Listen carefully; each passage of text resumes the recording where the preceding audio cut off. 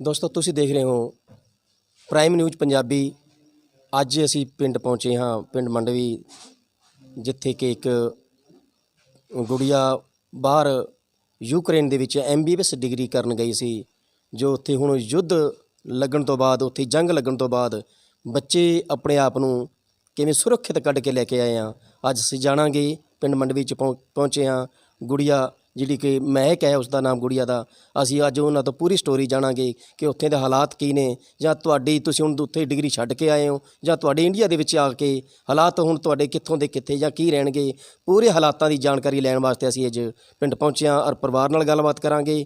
ਸੋ ਮੇਰਾ ਨਾਮ ਮਹਿਕ ਹੈ ਤੇ ਮੇਰਾ 5th ਈਅਰ ਚੱਲ ਰਿਹਾ ਉੱਥੇ ਸਟੱਡੀ ਦਾ, ਯੂਕਰੇਨ ਦੇ ਵਿੱਚ। ਬੇਟੇ ਤੁਸੀਂ ਉੱਥੇ ਗਏ ਹੋ, ਮਤਲਬ ਉੱਥੋਂ ਦੇ ਹਾਲਾਤਾਂ ਬਾਰੇ ਕੁਝ ਜੋ ਚੱਲ ਰਹੇ ਨੇ ਯੂਕਰੇਨ 'ਚ, ਉਹਨਾਂ ਬਾਰੇ ਥੋੜਾ ਬਿਆਨ ਕਰੋ। ਸਰ, ਜਿੱਦਣ ਲੜਾਈ ਸ਼ੁਰੂ ਹੋਈ ਹੈ ਉਦੋਂ ਪਹਿਲਾਂ ਤਾਂ ਜਿਸ ਦਿਨ ਲੜਾਈ ਸ਼ੁਰੂ ਹੋਈ ਹੈ ਉਦੋਂ ਪਹਿਲਾਂ ਤਾਂ ਸਾਨੂੰ ਕੁਝ ਵੀ ਨਹੀਂ ਸੀ ਦੱਸਿਆ ਗਿਆ ਕਿ ਐਮਬੈਸੀ ਵਗੈਰਾ ਨੂੰ ਪੁੱਛੀਏ ਜਾਂ ਦੱਸੀਏ। ਇਹ ਸੀ ਵੀ ਲੜਾਈ ਲੱਗਣੀ ਹੀ ਨਹੀਂ ਗੀ। ਜਦੋਂ ਲੜਾਈ ਲੱਗ ਗਈ ਹੈ ਤੇ ਫਿਰ ਉਦੋਂ ਬਾਅਦ ਆਪਣੇ ਸਿਰ 'ਤੇ ਅਸੀਂ ਉੱਥੇ ਰਹੇ ਹਾਂ। ਅਤੇ ਫਿਰ ਉਹ ਐਵੇਂ ਸੀ ਬਈ, ਜਦੋਂ ਉੱਥੇ ਏਅਰ ਸਾਇਰਨ ਵੱਜਦੇ ਸੀਗੇ, ਤਿੰਨ ਸਾਇਰਨ ਇਕੱਠੇ ਵੱਜਦੇ ਸੀ, ਉਹਦਾ ਮਤਲਬ ਹੈ ਕਿ ਏਅਰ ਸਟ੍ਰਾਈਕ ਸ਼ੁਰੂ ਹੋ ਗਈ ਹੈ ਹੁਣ, ਜਾਂ ਤਾਂ ਬੰਕਰਸ ਦੇ ਵਿੱਚ ਜਾਂ ਮੈਟਰੋਜ਼ ਦੇ ਵਿੱਚ ਤੁਸੀਂ ਚਲ ਜਾਓ। ਅਤੇ ਫਿਰ ਸਾਡੇ ਘਰ ਦੇ ਕੋਲ ਜਿਹੜੀ ਮੈਟਰੋ ਸੀ, ਅਸੀਂ ਉਹਦੇ ਵਿੱਚ ਰਹੇ ਸੀਗੇ। ਪਹਿਲੇ ਦਿਨ ਤਾਂ ਸਾਨੂੰ ਪਤਾ ਹੀ ਨਹੀਂ ਸੀ ਵੀ ਕਰਨਾ ਕੀ ਹੈ। ਅਸੀਂ ਸਿਰਫ ਇੱਕ ਇੱਕ ਬੈਗ ਲੈ ਕੇ ਗਏ ਸੀ, ਆਪਣੇ ਸ਼ੋਲਡਰ ਬੈਗ, ਆਪਣੇ ਡਾਕੂਮੈਂਟਸ ਲੈ ਕੇ। ਅਤੇ ਉਸ ਦਿਨ ਤਾਂ ਸਾਨੂੰ ਆਈਡੀਆ ਹੀ ਨਹੀਂ ਸੀ ਵੀ ਰਹਿਣਾ ਕਿਵੇਂ, ਕੁਛ ਖਾਣ ਦਾ ਵੀ ਲੈ ਕੇ ਜਾਣਾ ਹੈ ਜਾਂ ਕੱਪੜੇ ਲੈ ਕੇ ਜਾਣੇ ਹੈ। ਫਿਰ ਅਗਲੇ ਦਿਨ ਅਸੀਂ ਆਪਣੇ ਕੋਈ ਕੰਬਲ ਵਗੈਰਾ ਲੈ ਕੇ ਗਏ, ਨੀਚੇ ਰੱਖਣ ਵਾਸਤੇ, ਵਿਛਾਉਣ ਵਾਸਤੇ, ਬਹਿਣ ਵਾਸਤੇ, ਕਿਉਂਕਿ ਟੈਂਪਰੇਚਰ -10 -5 'ਤੇ ਡਰੋਪ ਕਰ ਗਏ ਸੀਗੇ। ਫਿਰ ਉਹ ਤੋਂ ਬਾਅਦ ਕਰਫਿਊ ਲੱਗਣ ਲੱਗ ਗਏ ਅਤੇ ਉੱਥੇ ਜੋ ਵੀ ਹੈ ਖਾਣ ਪੀਣ ਦਾ, ਕਦੇ ਬਸ ਬਿਸਕਿਟਸ ਖਾ ਲਏ ਸਾਰੇ ਦਿਨ 'ਚ, ਜਾਂ ਫਿਰ ਇਕੱਲੇ ਬ੍ਰੈਡ ਖਾ ਲਏ, ਉਹੀ ਖਾ ਖਾ ਕੇ ਅਤੇ ਫਿਰ ਉਵੇਂ ਰਹੇ ਹਾਂ ਅਸੀਂ।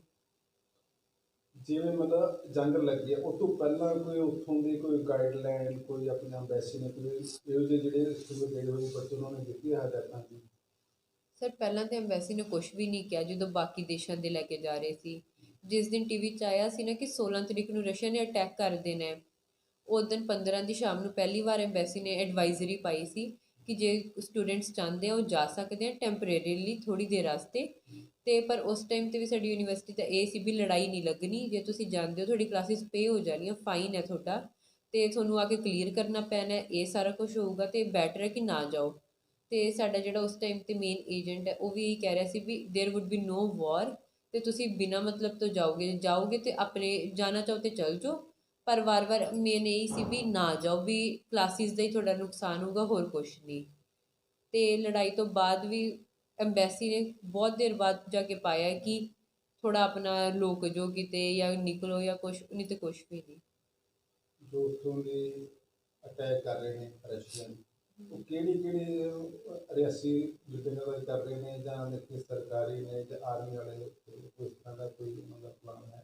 ਸਰ, ਪਹਿਲੇ ਦਿਨ ਲੜਾਈ ਹੋਈ ਹੈ ਉਸ ਦਿਨ ਤਾਂ ਸਿਰਫ ਮਿਲੀਟਰੀ ਬੇਸ 'ਤੇ ਕੀਤਾ ਉਹਨਾਂ ਨੇ, ਬਟ ਜਿਵੇਂ ਜਿਵੇਂ ਦਿਨ ਵੱਧਦੇ ਜਾ ਰਹੇ ਹੈ ਉਵੇਂ ਗਵਰਨਮੈਂਟਲ ਬਿਲਡਿੰਗਸ, ਈਵਨ ਪੀਡੀਆਟ੍ਰਿਕ ਹੌਸਪੀਟਲਸ ਜਿੱਥੇ ਛੋਟੇ ਛੋਟੇ ਵੈਂਟੀਲੇਟਰਸ 'ਤੇ ਬੱਚੇ ਪਏ ਹੈ, ਉਹ ਹੌਸਪੀਟਲਸ, ਅਤੇ ਹੁਣ ਤਾਂ ਨੋਰਮਲ ਰੈਜ਼ੀਡੈਂਸ਼ੀਅਲ ਬਿਲਡਿੰਗਸ ਵੀ ਉਹ ਅਟੈਕ ਕਰ ਰਹੇ ਆ। ਕੋਈ ਵੀ ਰੈਜ਼ੀਡੈਂਸ਼ੀਅਲ ਬਿਲਡਿੰਗ ਹੈ, ਤੁਹਾਨੂੰ ਕੋਈ ਨਹੀਂ ਪਤਾ ਕਦੋਂ ਉੱਤੇ ਬੰਬ ਡਿੱਗ ਜੇ। ਸਾਡੇ ਆਸੇ ਪਾਸੇ ਵਾਲੀ ਕਿੰਨੀ ਬਿਲਡਿੰਗਸ ਹਨ ਜਿਨ੍ਹਾਂ ਦੇ ਉੱਤੇ ਬੰਬ ਡਿੱਗ ਚੁੱਕੇ ਆ ਆਲਰੇਡੀ। ਤੁਸੀਂ ਉੱਥੋਂ ਮਤਲਬ ਕਿਸ ਤਰ੍ਹਾਂ ਆਏ ਆਪਣੇ ਬਾਰਡਰ ਦੇ? ਸਰ, ਅਸੀਂ ਜਦੋਂ ਸੁਬਾਹ ਚੱਲੇ ਹਾਂ, ਪਹਿਲਾਂ ਕੋਈ ਟੈਕਸੀ ਵਗੈਰਾ ਹੋ ਹੀ ਨਹੀਂ ਸੀ ਰਹੀ। ਅਸੀਂ ਆਪਣੇ ਸਟੇਸ਼ਨ ਤੋਂ ਰੇਲਵੇ ਸਟੇਸ਼ਨ ਤੱਕ ਪੈਦਲ ਗਏ ਹਾਂ। ਸਾਨੂੰ ਮਿਡਵੇ 3-4 ਕਿਲੋਮੀਟਰ ਤੋਂ ਬਾਅਦ ਕਿਸੇ ਨੇ ਲਿਫਟ ਦੇਤੀ ਅਤੇ ਅਸੀਂ ਰੇਲਵੇ ਸਟੇਸ਼ਨ ਪਹੁੰਚੇ। ਇਹ ਸਾਰਾ ਅੰਬੈਸੀ ਨੇ ਕਰਕੇ ਦਿੱਤਾ ਪ੍ਰਬੰਧ, ਜਾਂ ਤੁਸੀਂ ਆਪਣੇ ਖੁਦ ਸਾਰਾ ਕੁਝ, ਜਿੱਦ ਤੱਕ ਅਸੀਂ ਬਾਰਡਰ ਨਹੀਂ ਕ੍ਰੋਸ ਕੀਤਾ ਅਸੀਂ ਆਪਣੇ ਆਪ ਕੀਤਾ। ਉਦੋਂ ਤੱਕ ਐਮਬੈਸੀ ਦਾ ਕੋਈ ਰੋਲ ਨਹੀਂ ਗਾ ਉਹਦੇ 'ਚ। ਅਤੇ ਉੱਥੋਂ ਸਾਨੂੰ ਕਿਸੇ ਨੇ ਲਿਫਟ ਦੇ ਦਿੱਤੀ, ਵੇਖ ਕੇ ਵੀ ਬੱਚੇ ਤੁਰੇ ਜਾ ਰਹੇ ਹੈ, ਅਤੇ ਉਹਨੇ ਸਾਨੂੰ ਉੱਥੇ ਛੱਡਿਆ। ਅਤੇ ਉੱਥੋਂ ਫਿਰ ਟ੍ਰੇਨ ਆਉਣੀ ਸੀਗੀ, ਅਤੇ ਉਦੋਂ ਵੀ ਹਿੰਮਤ ਕਰਕੇ ਉੱਥੇ ਖੜ੍ਹੇ ਰਹੇ ਵੀ ਕੋਈ ਨਹੀਂ। ਉਦੋਂ ਏਅਰ ਸਟ੍ਰਾਈਕ ਸ਼ੁਰੂ ਹੋ ਚੁੱਕੀ ਸੀ ਕਿ ਜੇ ਅੱਜ ਅੰਦਰ ਚੱਲ ਗਏ ਤਾਂ ਫਿਰ ਟ੍ਰੇਨ ਰਹਿ ਜਾਣੀ ਹੈ ਅਤੇ ਔਖਾ ਕੰਮ ਹੁੰਦਾ ਜਾਊਗਾ ਜਿਵੇਂ ਜਿਵੇਂ ਦਿਨ ਵੱਧਦੇ ਜਾਣਗੇ। ਅਤੇ ਫਿਰ ਉਸ ਦਿਨ ਇਹ ਹੈ ਕਿ ਰੱਬ ਦਾ ਸ਼ੁਕਰ ਹੈ ਕਿ ਸਾਨੂੰ ਨੋਰਮਲੀ ਟ੍ਰੇਨ 2 ਘੰਟੇ ਬਾਅਦ ਆਉਂਦੀ ਹੈ, ਸਾਡੇ 40 ਮਿੰਟਾਂ ਦੀ ਦੂਜੀ ਟ੍ਰੇਨ ਆ ਗਈ ਅਤੇ ਅਸੀਂ ਟ੍ਰੇਨ ਬੋਰਡ ਕਰ ਲਈ। ਟ੍ਰੇਨ ਬੋਰਡ ਕਰਨਾ ਵੀ ਐਵੇਂ ਸੀ ਕਿ ਯੂਕਰੇਨੀਅਨ ਚੜ੍ਹਨਗੇ, ਫਿਰ ਜੇ ਕੋਈ ਸੀਟ ਬਚਦੀ ਹੈ ਤਾਂ ਫਿਰ ਫੋਰਨ ਕੁੜੀਆਂ ਚੜ੍ਹਨਗੀਆਂ ਅਤੇ ਫਿਰ ਫੋਰਨਰ ਮੁੰਡੇ ਚੜ੍ਹਨਗੇ। ਪਰ ਇੱਕ ਦਿਨ ਪਹਿਲਾਂ ਸਾਡੇ ਫਰੈਂਡਸ ਨਿਕਲੇ ਸੀ, ਉਹਨਾਂ ਨੇ ਸਾਨੂੰ ਦੱਸਿਆ ਸੀ ਵੀ ਤੁਸੀਂ ਦਰਵਾਜ਼ੇ 'ਤੇ ਖੜ੍ਹੇ ਹੋ ਹੀ ਨਾ, ਤੁਸੀਂ ਟਰੈਕਸ ਕ੍ਰਾਸ ਕਰਕੇ ਦਰਵਾਜ਼ੇ ਦੇ ਬਾਹਰ ਜਾ ਕੇ ਖੜ੍ਹ ਜਾਓ ਪਹਿਲਾਂ ਹੀ। ਅਤੇ ਉਹਦੇ ਕਰਕੇ ਸਾਨੂੰ ਪਤਾ ਸੀ ਵੀ ਅਸੀਂ ਟ੍ਰੇਨ ਫੜ ਲਈ ਤੇ ਫੜ ਲਈ, ਅਤੇ ਨਹੀਂ ਤਾਂ ਉੱਧਰ ਵੀ ਬਹੁਤ ਬੱਚੇ ਸੀ ਜਿਹੜੇ ਉੱਥੇ ਹੀ ਰਹਿ ਗਏ ਸੀਗੇ, ਜਿਨ੍ਹਾਂ ਤੋਂ ਟ੍ਰੇਨ ਬੋਰਡ ਹੀ ਨਹੀਂ ਹੋਈ। ਜਿਹੜੇ 8-9 ਦਿਨ ਤੁਸੀਂ ਉੱਥੇ ਰਹੇ ਹੋ, ਤਾਂ ਖਾਣਾ ਪੀਣਾ ਤੁਹਾਨੂੰ ਕੌਣ ਦੇ ਰਿਹਾ ਸੀ?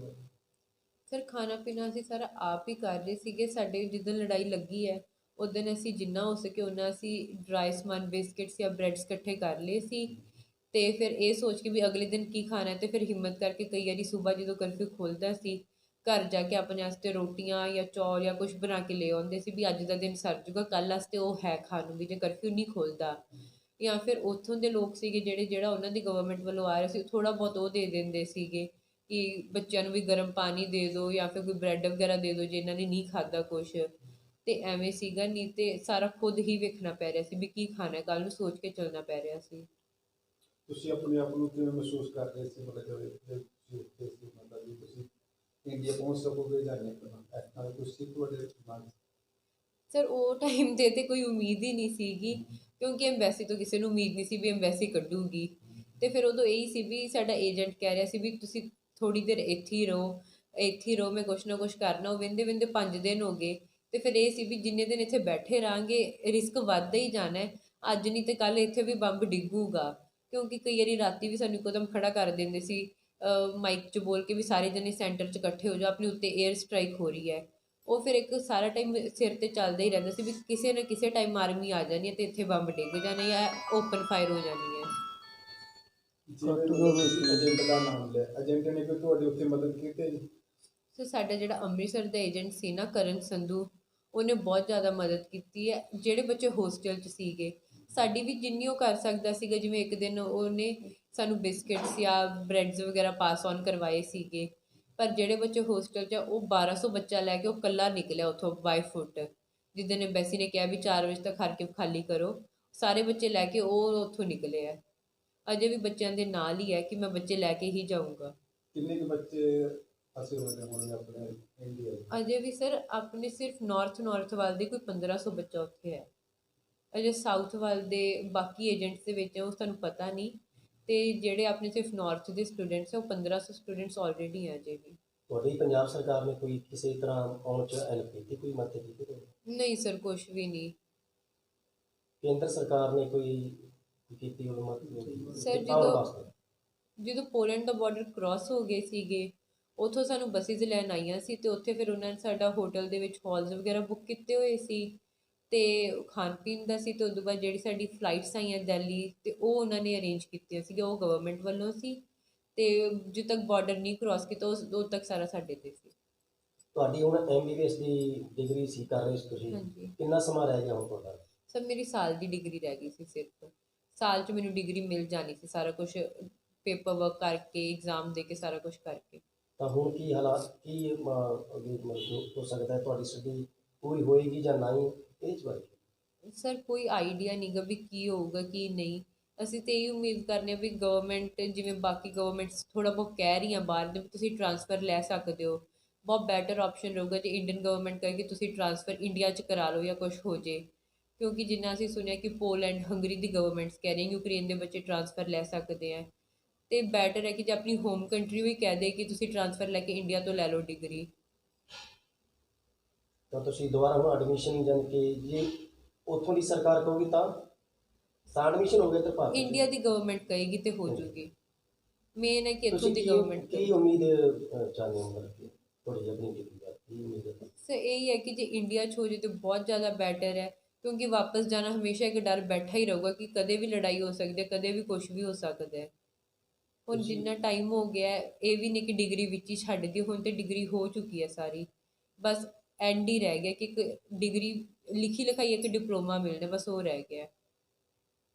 ਅਗਰ ਇਹ ਡਿਗਰੀ ਤੁਹਾਨੂੰ ਨਹੀਂ ਮਿਲਦੀ ਹੈ ਤਾਂ ਕੀ ਤੁਹਾਡਾ ਭਵਿੱਖ ਕੀ ਰਹੇਗਾ? ਇੱਕ ਭਵਿੱਖ ਕਿੱਥੇ ਖੜੇਗਾ ਤੁਹਾਡਾ ਇਹ ਇੰਡੀਆ ਦੇ ਵਿੱਚ ਰਹਿ ਕੇ? ਸਰ ਫਿਰ ਤਾਂ ਕਿਤੇ ਵੀ ਨਹੀਂ, ਕਿਉਂਕਿ 6 ਸਾਲ ਦੀ ਡਿਗਰੀ ਹੈ ਅਤੇ ਮੇਰਾ 5th ਈਅਰ ਵੀ ਅੱਧਾ ਹੋ ਚੁੱਕਿਆ ਆਲਰੇਡੀ, ਅਤੇ ਹੁਣ ਤਾਂ ਇੰਨਾ ਟਾਈਮ ਆਲਰੇਡੀ ਲੱਗ ਚੁੱਕਿਆ, ਪੈਸੇ ਲੱਗ ਚੁੱਕੇ, ਹੁਣ ਤਾਂ ਸਾਰਾ ਕੁਛ ਦੁਬਾਰਾ ਤੋਂ ਸਟਾਰਟ ਕਰਨਾ ਸੌਰਟ ਆਫ ਇੰਪੋਸੀਬਲ ਹੈ। ਕੇਂਦਰ ਸਰਕਾਰ ਤੋਂ ਕੀ ਮੰਗ ਰੱਖਦੇ ਹੋ ਤੁਸੀਂ? ਸੇ ਇਹੀ ਉਮੀਦ ਕਰ ਸਕਦੇ ਹਾਂ ਕਿ ਉਹ ਕਹਿਣ ਕਿ ਤੁਸੀਂ ਇੱਥੇ ਆਪਣੀ ਡਿਗਰੀਜ਼ ਕੰਟੀਨਿਊ ਕਰ ਸਕਦੇ ਹੋ, ਕਿਉਂਕਿ ਆਲਰੇਡੀ ਸਾਡੀ ਉੱਥੇ ਪੜ੍ਹਾਈ ਇੰਡੀਆ ਤੋਂ ਜ਼ਿਆਦਾ ਹੀ ਹੈ। ਇੰਡੀਆ 'ਚ ਘੱਟ ਹੈ ਅਤੇ ਸਾਡੇ ਉੱਥੇ 6 ਸਾਲ ਦੀ ਡਿਗਰੀ ਹੈ, ਅਤੇ ਫਿਰ ਉਹਨਾਂ 'ਤੇ ਅਸੀਂ ਵੈਸੇ ਹੀ ਪੜ੍ਹ ਚੁੱਕੇ ਹਾਂ। ਜੇ ਅਜੇ ਵੀ ਉਹ ਕਹਿਣ ਵੀ ਤੁਸੀਂ ਲਾਸਟ ਈਅਰ ਆਪਣਾ ਇੱਥੇ ਕਰ ਸਕੋ ਤਾਂ ਉਹ ਬਹੁਤ ਹੀ ਬੈਟਰ ਰਹੂਗਾ। ਗੁੜੀਆ, ਤੁਸੀਂ ਪੰਜਾਬ ਦੇ ਹੋਰ ਵਿਦਿਆਰਥੀਆਂ ਨੂੰ ਮਤਲਬ ਕਿ ਕੀ ਸੰਦੇਸ਼ ਦੇਣਾ ਚਾਹੋਗੇ ਤੁਹਾਡੇ ਇਸ ਬਾਰੇ, ਮਤਲਬ ਕਿ ਜਿਵੇਂ ਉੱਥੇ ਪੜ੍ਹਾਈ ਕਰਨ ਜਾਣ ਨਾ ਜਾਣ, ਜਾਂ ਬਾਹਰਲੇ ਦੇਸ਼ਾਂ ਨਾ ਜਾਣ, ਜਾਂ ਪੰਜਾਬ ਗੌਰਮੈਂਟ ਦੇ ਬਾਰੇ ਕੀ ਕਹਿਣਾ ਕੇਂਦਰ ਸਰਕਾਰ ਬਾਰੇ ਕੀ ਕਹਿਣਾ ਚਾਹੋਗੇ? ਸਰ ਓਬਵੀਅਸਲੀ ਜਾਣ ਦੀ ਲੋੜ ਹੀ ਨਹੀਂ ਪਊਗੀ ਜੇ ਇੱਥੇ ਸੀਟਾਂ ਹੋਣ। ਸੀਟਾਂ ਨਹੀਂ ਗਿਆ ਤਾਂ ਹੀ ਸਾਰੇ ਉੱਥੇ ਜਾ ਰਹੇ, ਨਹੀਂ ਤੇ ਫਿਰ ਪੈਸੇ ਤਾਂ ਉੱਥੇ ਵੀ ਉਨੇ ਹੀ ਲੱਗਦੇ ਹੈ। ਬੰਦਾ ਆਪਣੇ ਦੇਸ਼ 'ਚ ਕਰ ਸਕਦਾ ਉਹ ਤਾਂ ਕਿੰਨਾ ਹੀ ਜ਼ਿਆਦਾ ਵਧੀਆ ਆਪਸ਼ਨ ਹੈ, ਪਰ ਜਦੋਂ ਸੀਟ ਨਹੀਂ ਮਿਲਦੀ ਤਾਂ ਹੀ ਸਾਰੇ ਬੱਚੇ ਉੱਥੇ ਜਾਂਦੇ ਆ ਨਾ। ਮੇਨ ਗੱਲ ਹੀ ਇਹ ਹੈ ਕਿ ਜੇ ਸੀਟ ਮਿਲ ਜੇ ਇੱਥੇ ਕਾਲਜਿਸ ਹੋਣ ਤਾਂ ਲੋੜ ਹੀ ਕੀ ਪਊਗੀ ਕਿਸੇ ਨੂੰ ਬਾਹਰ ਜਾਣ ਦੀ।